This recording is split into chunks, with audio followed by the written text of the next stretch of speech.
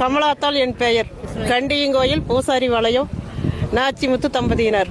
எங்களுக்கு 5 ஏக்கராக்குள் நடுவில் போகுது. முதல் எங்கள் ஐயன் ஒருத்தராக இருந்தாங்க. ஐயனுக்கு எதுவும் தெரியல, கையெழுத்து போட்டு கொடுத்துட்டாங்க. இப்போ எங்களுக்கு 4 வயல் நடுவு போகுது. இப்போ எங்களுக்கு ஆளுக்கு 1 ஏக்கரா தான் இருக்குது 4 பேர்த்துக்கு. அதில் வச்சு பொழைக்க முடியல. திருப்பூர் வராங்க, ஒரு கோழி பண்ணை ஓடுறோங்கிறானுங்க. அந்த பங்கில் ஒருத்தனுக்கு வருது, அவன் அதில் கிணறு வெட்டுறோங்கிற. அப்புறம் அது எதுக்குமே விட மாட்டேங்கிறாங்க.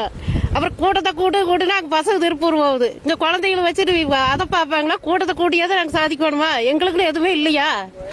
எப்படி இங்கே விவசாயிகளை கூட்டத்தை கூட்டுனா பசங்க திருப்பூர் வராங்க வேலைக்கு. நாங்கள் வயசானவங்க வீட்டில் இருக்கிறோம். நீங்க எத்தனை நாளா இந்த போராட்டத்தில் இருக்கீங்க? 215 நாளா நாங்கள் நாளே தவற கிடையாது. நாங்கள் 2 பேரும் வயசானவங்க. அரசாங்கத்துலாம் 70 வருஷம் ஆனால் 50 வருஷம் ஆனால் ரிட்டையர்டு. நாங்கள் வயசானவங்க 15 215 நாளா இன்னைக்கோட எங்கள் வீட்டுக்காரர் மொட்டை அடிச்சு போராட்டம். இன்னும் இதுக்கு நான் தீ குளிக்க நான் தயார். எங்கேயோ சொல்றாங்களே இவையெல்லாம் அதுக்கு ஒத்துழைப்பு கொடுக்குறாங்க.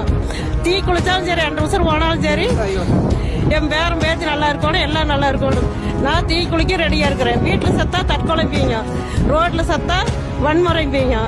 இந்த விவசாய காலத்துல சாவ போறேன். யார் கை கொடுத்தா கொடுக்காட்டியோ 10 துண்டை எனக்கு செலவு வச்சா போதும். அதே போதும், எங்களுக்கு யாரும் வேண்டாம். எங்க குழந்தைங்க நல்லா இருந்தா போதும். எதுக்கும் ஆறா இருந்தாலும் சரி.